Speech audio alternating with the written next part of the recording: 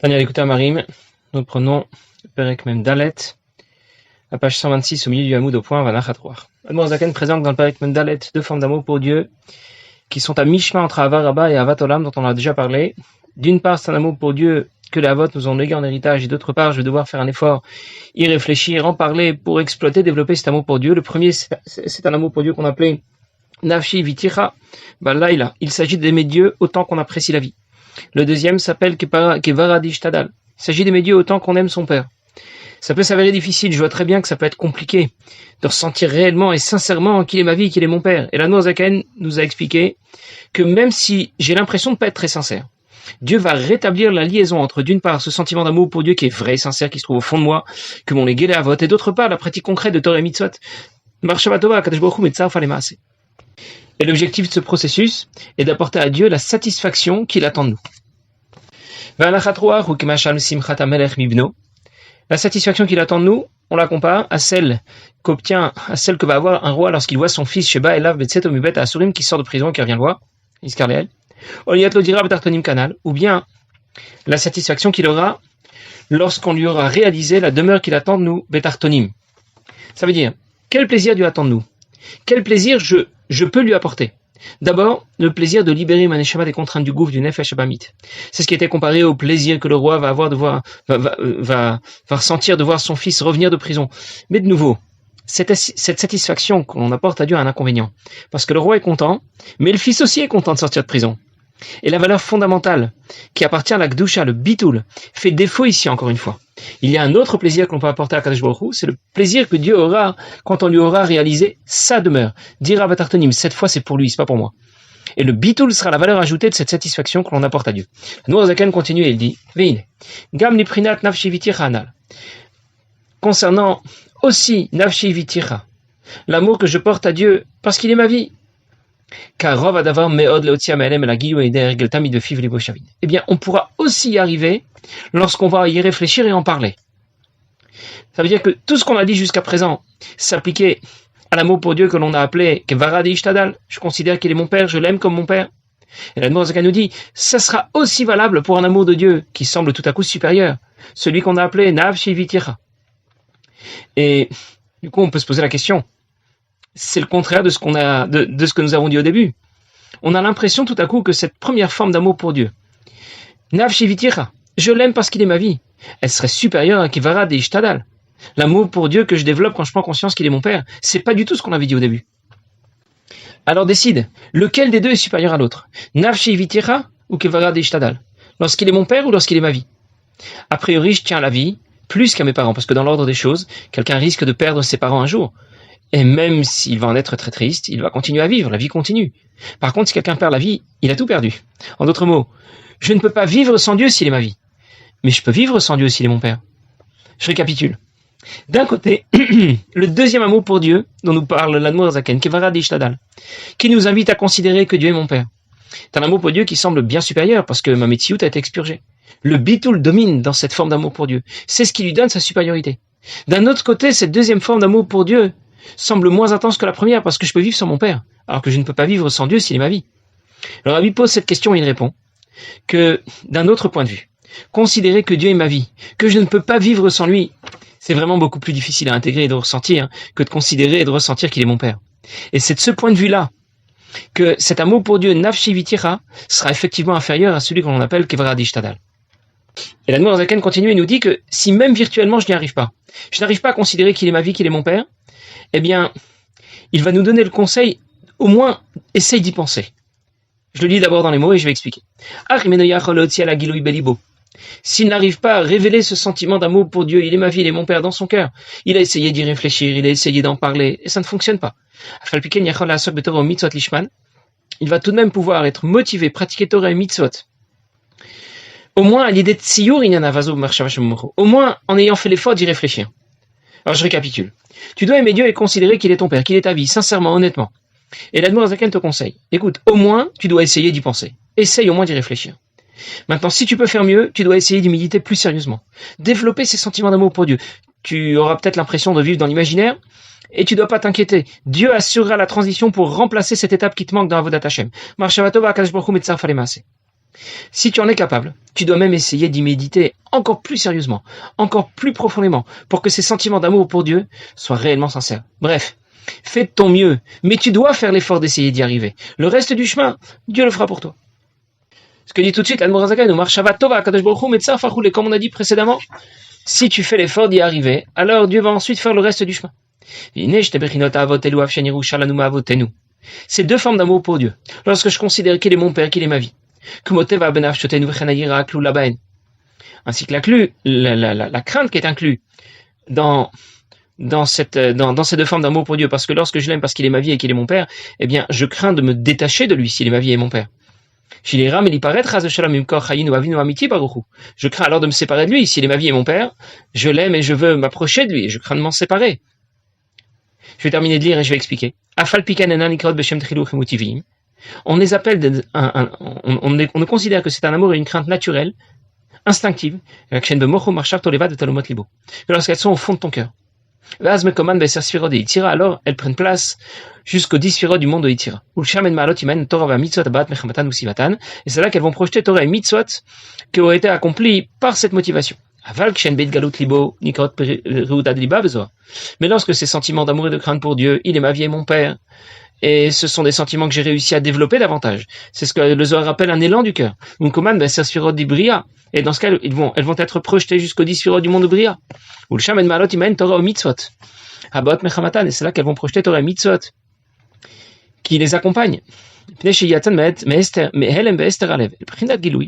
Parce qu'elles ont été révélées lorsqu'il a réfléchi profondément, sincèrement, c'est-à-dire régulièrement, du fond de son cœur, combien il est ma vie, mon Père. Il est bien connu ce qui est écrit dans le Zohar, dans le monde de Bria domine Emaïla, la mère d'en haut, qui est appelée Bina, et qui correspond à la réflexion que l'on va mener au sujet de la Kadosh Baruch Hu, que Mamar Eliyahu, comme dit Eliyahu Hanavi, Bina Liba, Bina c'est le cœur, la compréhension, va lève mes vines, lorsque je comprends, bien sûr, ça met en éveil mes sentiments. Bien, j'ai terminé de traduire, j'ai maintenant expliqué. Je vais d'abord faire une petite introduction, un petit rappel. Jusqu'au Perek Yutret, l'Admour HaZaken expliquait qu'on pouvait pratiquer Torah et Mitzvot en étant motivé. Cette motivation était construite par une réflexion concernant la grandeur de Dieu, une réflexion intense. Il fallait y méditer sérieusement. Puis l'Admour HaZaken a précisé dans les prakim suivants que si on n'était pas en mesure d'y réfléchir et d'y méditer aussi profondément, eh bien on pourrait au moins exploiter l'amour et la crainte de Dieu que nous avons reçu en héritage d'Avot, et ça demandera une réflexion plus basique, moins profonde. Les résultats, bien sûr, ne seront pas les mêmes. En fonction de la motivation qui accompagne Torah et Mitzvot, la Torah que j'ai étudiée et les Mitzvot que j'ai accomplies vont être projetées plus ou moins haut. Dans le premier cas, si ma motivation est construite par une réflexion sérieuse et profonde, Torah et Mitzvot rejoindront les sphirot du monde de Bria, où la sphira dominante est Bina, la compréhension dans les forces de l'âme.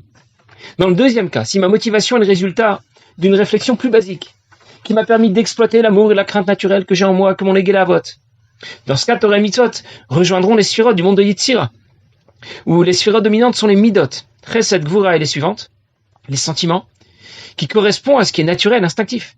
Alors, la question qui se pose maintenant dans notre Perek, si je développe l'amour pour Dieu dont parle l'Admour HaZaken dans le Perek Memdalet, Nafshi vitira, il est ma vie, Kevara de Ishtadal, il est mon père. Où vont être projetés Torah et Mitzvot? D'un côté, ces deux formes d'amour pour Dieu m'ont été léguées par les Avot. Et donc, elles correspondent plutôt à un sentiment d'amour naturel, instinctif que j'ai déjà en moi. Torah et Mitzvot devraient donc rejoindre le monde de Yitzira. D'un autre côté, je ne peux les développer sincèrement et honnêtement qu'à condition d'y méditer profondément, d'avoir fait un effort. Et dans ce cas, Torah et Mitzvot devraient rejoindre le monde de Bria. En d'autres mots, Nafshi vitira kevara di ishtadal. Aimer Dieu parce qu'il est ma vie. Aimer Dieu parce qu'il est mon père. Appartient à quelle catégorie de ces deux formes d'amour pour Dieu? Est-ce que ça appartient plutôt à la première ou à la deuxième? À celle qui va rejoindre le monde de Bria ou à celle qui va rejoindre le monde de Yitzira? Et l'Admour HaZaken explique que tout dépend de toi. Tu as reçu ces deux formes d'amour pour Dieu en héritage. Si tu fais juste un effort minimum, tu fais l'effort d'y penser un peu. Torah et Mitzvot vont rejoindre le monde de Yitzira. Par contre, si tu fais un effort de réflexion plus profond, alors Torah et Mitzvot vont rejoindre le monde de Bria.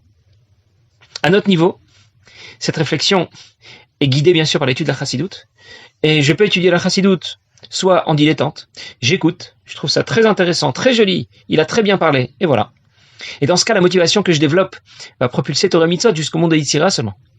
Ou bien je peux étudier la Chassidoute plus sérieusement, me sentir concerné, vivre et ressentir ce que j'ai étudié, vivre et ressentir ce que j'apprends. Et dans ce cas, la motivation que je développe va projeter Torah Mitzvot jusqu'au monde de Bria.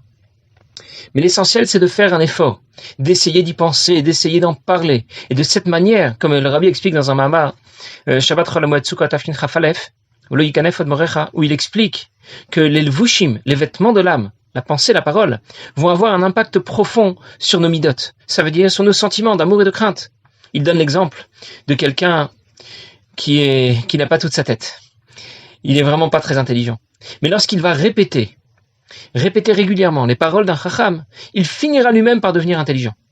Le deuxième exemple que donne Rabbi dans ce Mahama, c'est l'exemple de quelqu'un qui est mauvais. Il est vraiment mauvais et méchant. Et lorsqu'il va lui aussi multiplier les gestes de bonté, eh bien, il finira lui-même par devenir quelqu'un de bien.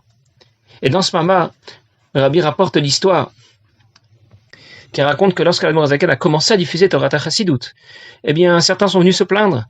Ils se sont plaints que les chassidim de l'Admor HaZaken, ils faisaient un peu la comédie, ils étaient un peu hypocrites. Ils font comme s'ils avaient beaucoup de crainte et d'amour pour Dieu, comme s'ils étaient en mesure de réfléchir profondément à la grandeur de Dieu, aimer Dieu, le craindre, alors que ce sont des gens que l'on connaît, ils sont pas du tout à ce niveau-là. Et l'Admor HaZaken leur a répondu vraiment, c'est comme ça. Eh bien, dans ce cas que s'applique le Psak Din de la Mishnah. La Mishnah dit, Kol Misheno lo chiger lo suma, quelqu'un qui n'est ni boiteux ni aveugle, mais qui fait semblant de l'être. Et pour cela, pour faire pitié, pour obtenir davantage de zdaka peut-être. Eh bien, enomet minazikta tchiikachadmem. S'il fait semblant d'être aveugle, d'être boiteux, eh bien, il finira par être aveugle et boiteux. Ah bien, mechasidim aussi, dit l'Admor HaZaken, puisque meruba midatova. Le côté positif est supérieur, l'emporte sur le côté négatif. Celui qui va faire semblant d'être un chassid. Il fait semblant de prier, de prier lentement, de méditer à la grandeur de Dieu et de développer des sentiments d'amour et de crainte pour Dieu. Il fait les mitzvot beidou comme si il le ressentait vraiment. Eh bien, il finira par le ressentir. Quand on a rapporté les mêmes plaintes au Rabbi le Tzemar Tzedek, lui, il a répondu que le fait même qu'ils essayent de jouer ce rôle, c'est donc que ça leur plaît. Et à une autre occasion, il a dit que lorsque quelqu'un joue à ce jeu tout au long de la journée, eh bien, ça va finir par le pénétrer. Finalement, il va se prendre à son jeu et vraiment, il va ressentir de l'amour et de la crainte pour Dieu. Alors, je récapitule. Nous avons parlé de deux formes d'amour pour Dieu dans ce Pérec. Nafshi vitir Dieu et ma vie, que varadishtad à Dieu et mon Père. J'ai déjà ces deux formes d'amour imprimées en moi, et pour l'exploiter, je dois y réfléchir. Je peux y réfléchir 2 minutes. J'ai fait un certain effort, pas un grand effort. Torah Mitzvot vont rejoindre le monde de Yitzhira. Je peux y réfléchir plus profondément, y méditer. Et dans ce cas, Torah Mitzvot vont rejoindre le monde de Bria. L'Admor HaZaken précise que ces deux formes d'amour pour Dieu sont très particulières, parce qu'elles ne relèvent pas seulement de Avat Olam, mais aussi de Avar Rabba, dont on a parlé dans le Pérec précédent. C'est le résultat de l'association des deux. Je vais vous rappeler ce qu'était Avat Olam et Avar Rabba. Avat Olam, c'est un amour pour Dieu que je développe quand je considère la grandeur de Dieu, dans le cas de la création ou au-delà, mais c'est le résultat de mon effort. Avar Rabba, c'est un amour pour Dieu qui est infini, que je reçois en cadeau d'Akadosh Baruch Hu. C'est-à-dire que c'est pas le résultat de mon effort. Et je vais retrouver dans les deux formes d'amour pour Dieu dont nous parlons dans notre Pérec, les deux formes d'amour pour Dieu que je retrouve dans Avat Olam et Avar Rabba. D'une part, la nécessité de faire un effort, et d'autre part, l'opportunité de recevoir un cadeau de Dieu. Conséquence, mon effort permettra de projeter Torah Mitzvot jusqu'au monde de Yitzhira de Bria. Mais en vérité, ça pourra même aller au-delà. Parce que cette fois, quand j'aurai fait ma part du chemin, Dieu m'offrira cette promotion en cadeau. Alors je récapitule encore une fois. Ces deux formes d'amour pour Dieu nécessitent mon intervention, mon effort. Mais en même temps, elles ne sont pas limitées par mon effort. Elles pourront dépasser la portée de mon effort. Ce que dit tout de suite l'Admor HaZaken. Velod el hasheshte bechinot avot elu, hanal en klulod miprinata varaba, dolam ulam itrilu chemusichlim. Ces deux formes d'amour pour Dieu possèdent en elles un varaba qui est bien plus grand que l'amour et la crainte naturelle à Sherava Nikret Lel Beshem Avat Olam, qui était appelé Avat Olam dans le Pérec précédent. Elles sont la composante des deux. Rakshafal Piken, Tzarich Litroar Besirklo, ou la Gia, Gam Liprinat Avat Olam, mais il va tout de même falloir faire un effort de réflexion. Avat Olam Anal Bama Dvuna Da'at Bigdulat Hashem, et réfléchir profondément et sincèrement à la grandeur de Dieu. Pour faire grandir cette flamme d'amour pour Dieu, comme une flamme qui va monter jusqu'au ciel, au point que aucune mer ne pourra éteindre cette flamme d'amour pour Dieu, aucun fleuve ne pourra l'inonder. Il y a une supériorité à cette flamme en qualité, Abba Madvuna Vadat Bigdulat Ensof Baruchu, qui vient de la réflexion profonde au sujet de Dieu qui est infini, par rapport aux deux formes d'amour précédentes, lorsqu'elles n'ont pas cette flamme, qui trône malat azav à la kesef, comme l'or a l'avantage sur l'argent, comme on va en reparler plus loin. C'est d'ailleurs là tout l'objectif d'un homme est de connaître Hakadosh Baruch Hu.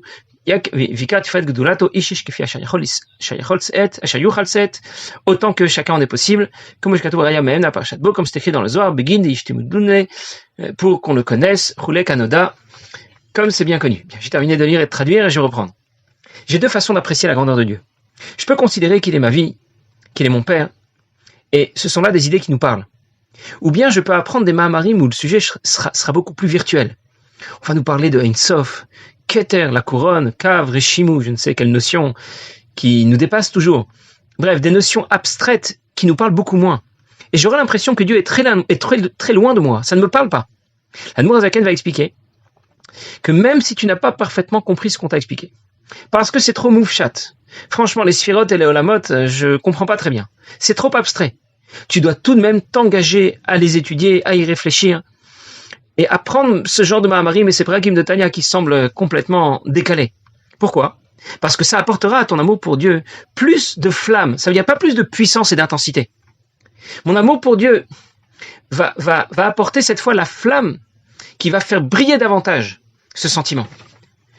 En d'autres mots, je peux développer mon amour pour Dieu en quantité. Quand je réfléchis, je considère qu'il est ma vie, qu'il est mon Père, j'apprends des notions, des idées que je peux comprendre. Et puis je peux le développer en qualité.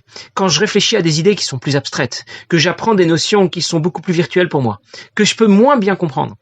Et l'Admour Hazaken nous donne l'exemple de ce qu'il emporte entre l'or et l'argent. Nous, on pourrait imaginer, entre l'or et l'argent, on peut obtenir facilement l'équilibre. Il suffit de mettre le bon poids, un peu plus d'argent, un peu moins d'or, et on y est. Et l'Admour Hazaken va expliquer que malgré tout, l'or a l'avantage. Pas parce qu'il coûte plus cher, mais pour la qualité et la noblesse de ses caractéristiques. Il brille davantage. C'est sa qualité qui l'emporte.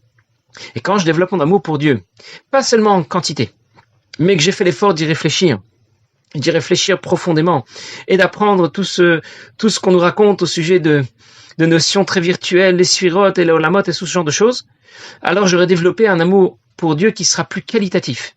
Et du coup, il sera plus pérenne. Comme dit le passouk dans Shir Shirim, Reshafé Harish Pe'esh, si ton amour pour Dieu brille comme une flamme, s'il a la qualité de l'or, alors Maïm Rabim lo yuchlu lechabot, rien ne pourra l'éteindre. De plus, connaître Dieu, en cela, il y a déjà en soi un objectif. C'est déjà en soi un objectif majeur, la raison pour laquelle nous venons dans ce monde, Begin Deishtimudunle, c'est pour connaître Hakadosh Baruch Hu.